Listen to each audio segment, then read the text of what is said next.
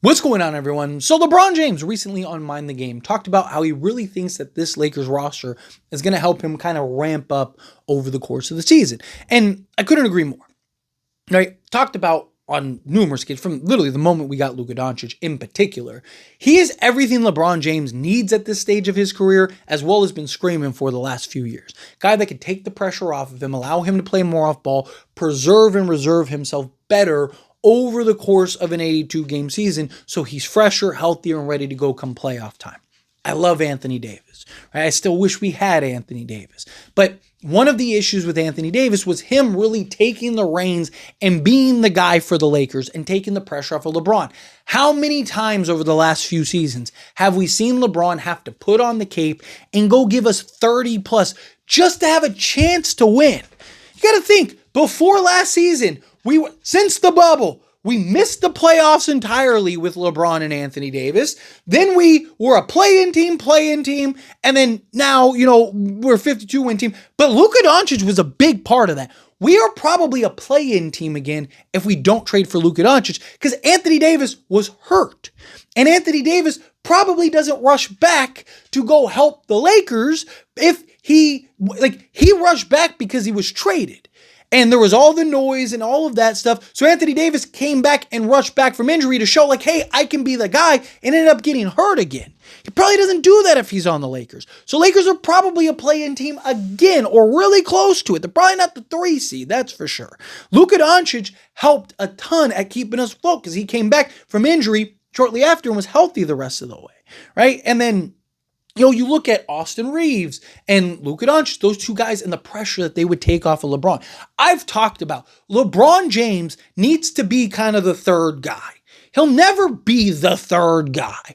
At any point, if he's like, give me the ball, right? Guess what? He's getting the basketball. If at any point he goes, I want to have the ball in my hands, guess what? He's getting the basketball. There isn't LeBron will never be a true third option, but he needs to operate as such. When he's on the court, he should be playing mostly off ball. He's going to have times where he's on ball and the main guy, but for the most part, and LeBron has even talked about it. LeBron said the one thing he's worked on all offseason more than anything is his catch and shoot 3-point shooting, right? That's not a coincidence. It's because he knows he's playing off alongside Luka Doncic and Austin Reeves, right? But again, in Mind the Game, he kind of validated and kind of reiterated in a lot of ways a lot of what I've been talking about this offseason, about how I think this team is very good for LeBron, and how if this was 5 years ago, I don't think this experiment with him and Luka works.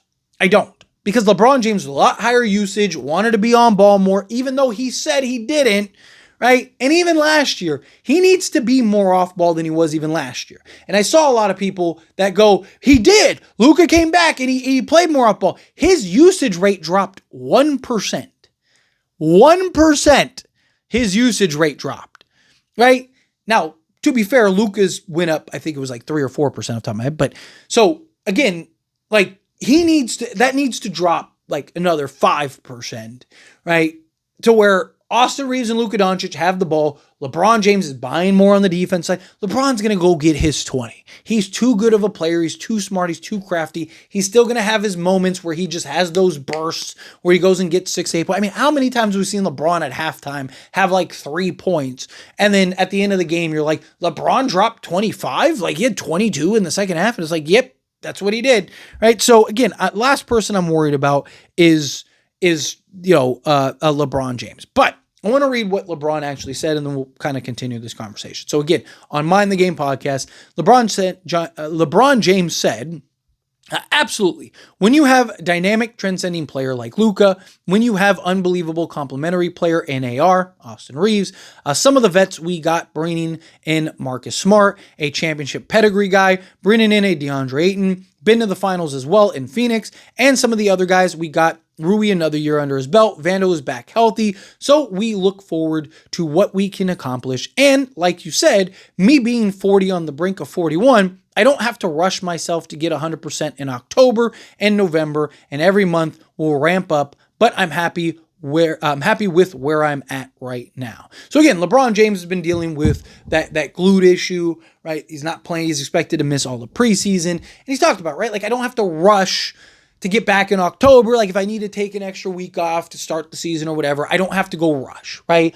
Luka, Luka, Austin Reeves, DeAndre Ayton, Marcus Smart, Jared Vanderbilt, like without LeBron, Lakers will win a lot of games, right?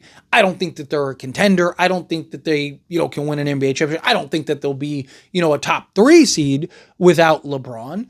But they probably could still be a playoff team. Luka Doncic, again, I think Luka Doncic is going to have an MVP level season, right? And we've seen Luka do more with less and have success even in the Western Conference. Like I think without LeBron, they're probably, probably at least a 6 seed, maybe at worst a play-in team. But they're making the playoffs, in my opinion. LeBron makes them, a top 3 seed, and then also potentially a title contender, right? Because LeBron is that transcending enough to where, Luka plus this team is a good team, maybe make the playoffs to, LeBron James could be the difference putting them over the top, right? But regardless, right? Like LeBron's saying, like Lakers will be fine if I need to kind of ramp up and gear up into the season. Like I don't have to rush back. I don't have to, sprint to get back. Like dealing with some issues, I can come back, I can take my time, kind of ease into things. And then even when I'm on the court, I don't have to be superstar LeBron James. I don't have to be 6th in MVP voting, top 10 player LeBron James. I can come in, kind of pace myself, right? Like I've talked about, I believe LeBron James will have one of, if not the most efficient seasons of his career. Genuinely, right? Like because he's going to have there's only like maybe 3 guys in this league that can draw the attention to the level enough to where LeBron will become an afterthought. And that's like Nikola Jokic, Luka Doncic, and maybe SGA. Even Anthony Edwards to an extent, I think, wouldn't draw enough to have people completely forget about LeBron. Or not completely forget. That might be a little overexaggerated, but you get the point, right? Where LeBron's going to get better quality looks. He's going to be like, teams are going to take their eyes off of LeBron on occasion because Luka's going to cook enough. So you have guys like Luka Doncic who we saw it last year. Luka starts cooking, LeBron. Team takes their eye off of LeBron for a moment because they're watching Luka cook, and LeBron just backdoors Luka, easy lob. He's hammering it, putting guys through the rim, and we got a highlight reel. I think you're going to get a lot of that, right? They need to build their chemistry. They need to build that 2-man game. But I think this is the best thing that could have happened to LeBron. I mean, we said this when the Lakers traded for Luka Doncic. LeBron was all giddy. There's all the talks about like, dude, LeBron could probably play another 5 years now because of Luka Doncic, right? Because Luka is going to take so much pressure. Again, I love Anthony Davis. He was like, LeBron James had to be great too often. He's not going to have to be great as much with Luka. There's still going to be times where you're going to need him to put on the cape. There's still going to be games and moments where it's like, hey, LeBron, can you bring us home? No problem, check ball. But it's going to be fewer and far between than what it was previously. But anyway, as always, this is a discussion. I pass question to you. Let me know your thoughts and opinions down in the comments. That being said, if you haven't liked this video, hit that like button. Helps me a lot. So we enjoy these types of videos, and I truly appreciate it. Not subscribe channel, hit that subscribe button. Turn on the bell notifications. Appreciate y'all. See you in the next one.